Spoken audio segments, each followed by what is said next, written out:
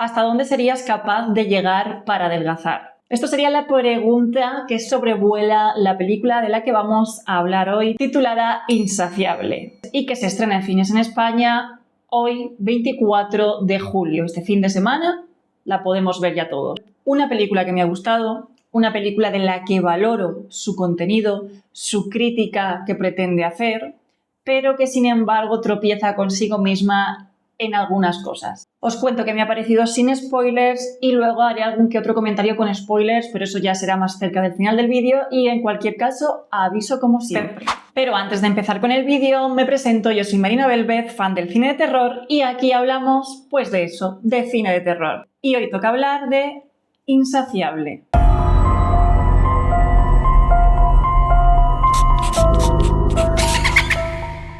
Ya de entrada a mí el argumento me tenía y me tiene. Hannah, una estudiante de medicina con fuerte dismorfia corporal, se somete a un tratamiento para perder peso casi sin esforzarse. Y este tratamiento consiste en tomar unas pildoritas que contienen cenizas humanas. Alentada por una amiga que consiguió un cambio físico radical al ingerir estas pastillas, Hannah comenzará un proceso arriesgado y que le llevará a ver el fantasma de la mujer de esas cenizas. Esta sería la sinopsis y merece la pena comentar un poquito quién está detrás de esta peli. Dirige Natalie Erika James, la cual fue la directora de Relic, que es una película de terror geriátrico que me encanta, me parece que tiene una sensibilidad arrolladora y se la recomiendo a todo el mundo. Y también es la responsable de la precuela de La Semilla del Diablo, Apartamento 7A.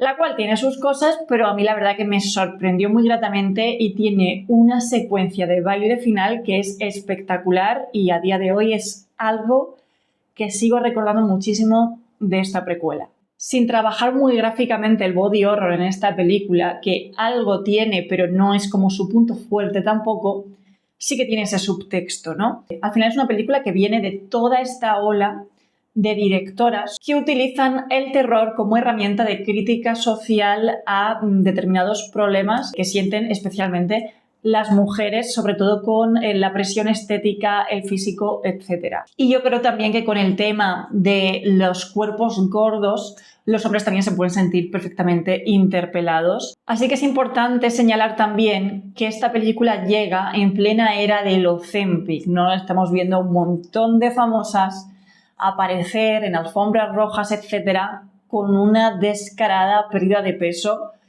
que se aleja de lo saludable o no parece saludable, por lo menos a simple vista. Así que esta película australiana también funciona un poquito, ¿no?, como metáfora del Ozempic. Así como podría también funcionar en este caso La Sustancia y otros tantos títulos que han venido a rebufo de este tema de la presión estética. Grafted se me ocurre también. La reciente Slanted, Nueva Identidad, que combina esta presión estética y nos habla de los cánones de belleza llevándolos a un contexto racial. Por lo tanto, Insaciable, Sakharin viene a hablarnos un poquito de esto. Y lo primero que podemos ver de la película cuando conocemos a la protagonista es que claramente es un personaje que, evidentemente, como he dicho en la sinopsis, tiene dismorfia corporal y me atrevería a decir que tiene lo que podría ser un trastorno de la conducta alimentaria, un trastorno por atracón. De hecho, creo que la película, a lo largo, conforme va avanzando y vamos viendo cómo va perdiendo la cabeza ella en cierta manera o cómo se está viendo más amenazada por la presencia de ese fantasma, de ese espíritu que la acecha, vemos cómo su manera de paliar a esta amenaza es también recurriendo a la comida. Entonces creo que es una forma muy interesante de representar este trastorno del atracón que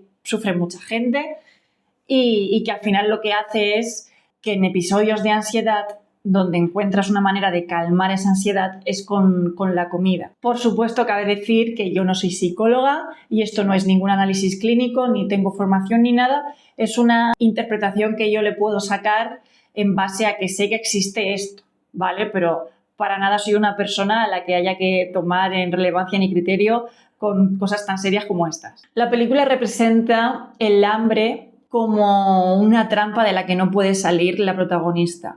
Y además juega con algo muy perjudicial en el que cae mucha gente. Pero es una película con un valioso trasfondo o subtexto crítico el rollo de las compensaciones, ¿no? De el pegarte un atracón, luego sentirte culpable, sentirte mal y restringirte comidas, que es lo peor. Así es como se alimentan también este tipo de trastornos de la conducta alimentaria, que vuelvo a decir que yo no soy experta, es lo poco que sé de esto. Y creo que como crítica es valiosa. A lo mejor falla a la hora de utilizar el cuerpo de una persona gorda como algo a lo que no te quieres parecer. Entonces siento que tú mismo te estás tropezando en la crítica, siento que tú mismo estás siendo contraproducente, porque al final parece que es una forma de criminalizar los cuerpos no normativos, representarlos como algo monstruoso. La protagonista lleva un maquillaje para el principio de la película, porque ella es una persona completamente normativa, pero lo que quiero decir es que lleva un maquillaje para que parezca que esté gorda o tenga cierto sobrepeso. Entonces por la cara le ponen como, parece que tiene aquí unas pequeñas prótesis, y la ropa bastante ancha, no le vemos bastante el cuerpo, pero bueno, se intuye que algo le han puesto. No sabría decir si eso ya es un fat suit. El maquillaje de la cara era un poco raro porque le daba como una especie de flacidez extraña, no como otro personaje que aparece, que sí que es una mujer que tiene sobrepeso y tiene la cara más redonda, pero la tiene redonda y turgente, ¿sabes? En el sitio, ¿no? Como que parece que se esté derritiendo, como era la impresión que me daba el maquillaje que tenía la protagonista. Pero bueno, entiendo que si vas a representar un cambio físico, pues obviamente vas a tener que maquillarla para que se vea reflejado en la película, etc. Todo eso está bien. La fotografía me parece súper cuidada, me parece una fotografía muy bonita. Hay un cuadro que se ve en la película en varias escenas y que va a suponer una forma de adelantarnos al desenlace. Porque, por cierto, otra cosa interesante, la protagonista también es una mujer lesbiana y está como colada por su entrenadora. Y creo también que refleja en esa atracción que siente hacia su entrenadora también una especie de aspiración a lo que ella le gustaría ser o el físico que le gustaría alcanzar. Hay muchos primeros planos de comida que se lleva a la boca, de comer con la boca abierta, que representan esta acción como si fuera algo desagradable, y yo creo que está bien a la hora de representarlo así para acentuar el mayor miedo que al final es para la protagonista, que es la comida y por ende seguir engordando y por ende odiarse a sí misma, que al final es lo que le pasa desde el principio de la película, que se odia. Y tiene gente a su alrededor con un físico que también odia. Es bastante horrible sentir eso. El diseño del fantasma hambriento, al final, es un fantasma que también va tornándose más grotesco conforme ella más consume esas pastillas y más va sometiéndose también a ese fantasma y queda más atrapada ante ese fantasma que la acecha. El diseño cada vez se vuelve más monstruoso y va perdiendo la humanidad, el propio cuerpo de este espíritu, que al principio es un cuerpo normal de una persona gorda y que poco a poco va mutando en algo inhumano, evidentemente. También cómo juega con los reflejos a la hora de generar la tensión y el terror, creo que también es muy inteligente. ¿Y dónde se refleja? En cucharas. Ella usa siempre una cuchara. Es como que está muy vinculado todo el rato los elementos que están alrededor de la cocina, los elementos que se asocian a la comida y en concreto una cuchara.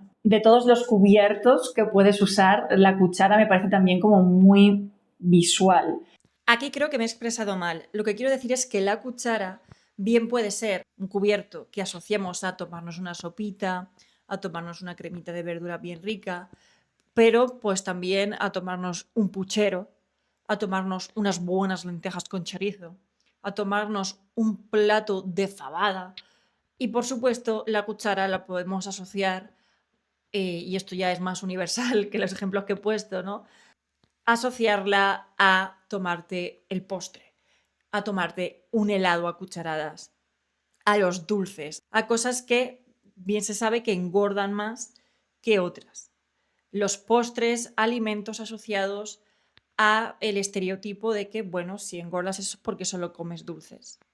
Y hay momentos de la cuchara ver cómo hay algo que se mueve y con otros tipos de reflejos, etc. Entonces, también está bien cómo se va construyendo esta amenaza a lo largo de la película porque ves como algo que se intuye y que no sabes si está ahí. Y tampoco sabes si realmente este fantasma es real o es parte de la cabeza de ella que va enloqueciendo. Es decir, narrador no fiable otra vez o no. Juega con esa idea también. Una cosa que no he comentado es que la película se basa en un mito asiático llamado el fantasma hambriento.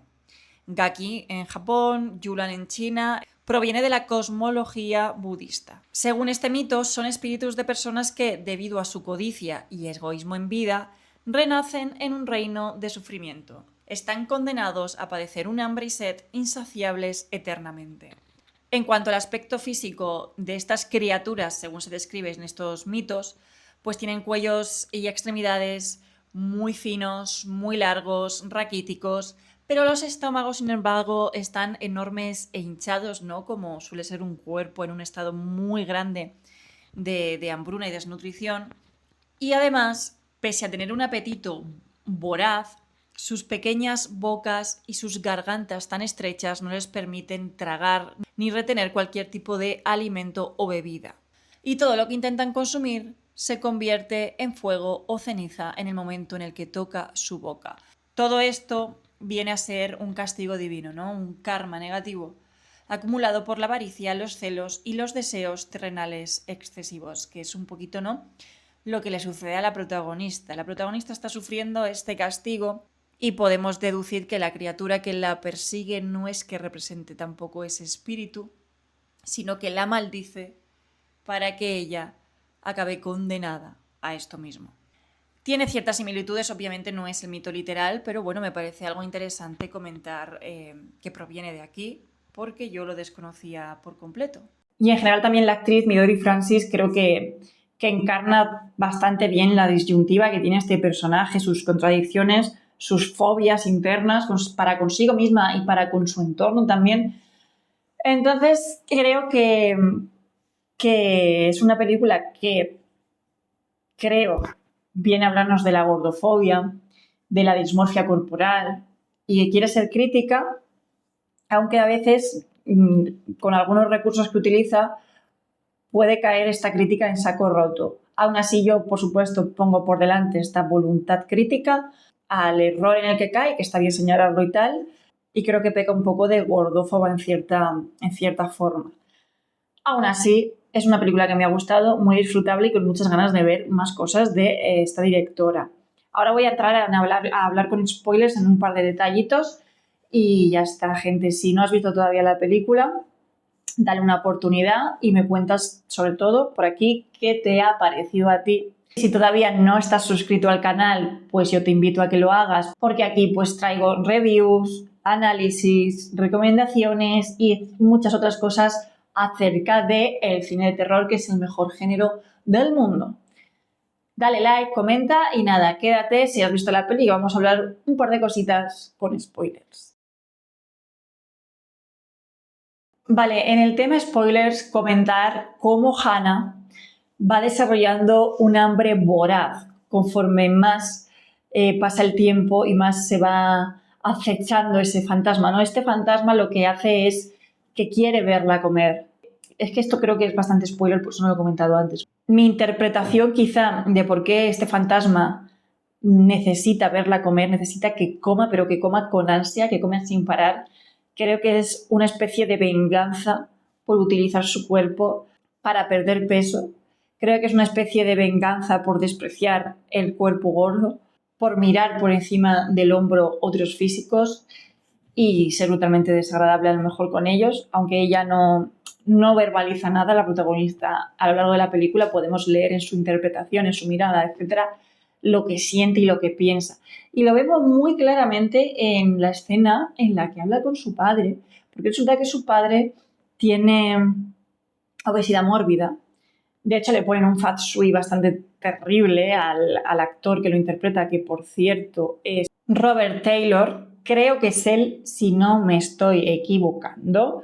Entonces, en esas escenas en las que está hablando con el padre, que vemos cómo parece que lo juzga, y es un poco hasta cruel la mirada que tiene para con su padre, y creo que representa su familia, ¿no? La relación que tiene familiar, ese triángulo madre, padre y ella, en la que la madre es delgada, el padre está gordo y Y claramente ella tiene un modelo aspiracional y alguien al que no se quiere parecer y teme, supongo, heredar los genes o las conductas, no sé, del padre.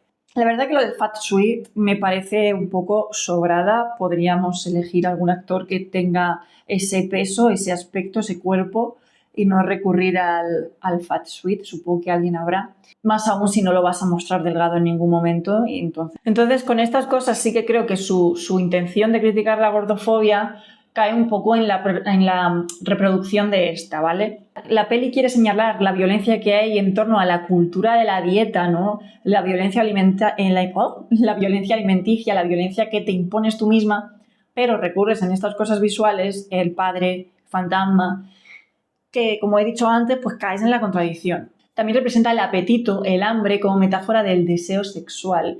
Y lo vemos en las escenas en las que intima con su entrenadora. Y eso me encanta porque es el hambre como metáfora de otras cosas, que no sea el hambre literal, y cierto temor a aproximarse con el canibalismo. Siempre es una idea que a mí me ha traído bastante. Y claro, las escenas sexuales que hay con ella son también muy potentes en ese sentido, y hasta que llegamos al terrible desenlace y vemos ese último plano final que recuerda al cuadro que he comentado al principio en la parte sin spoilers, pero también me recuerda a un plano de Neon Demon. Era imposible no pensar en él.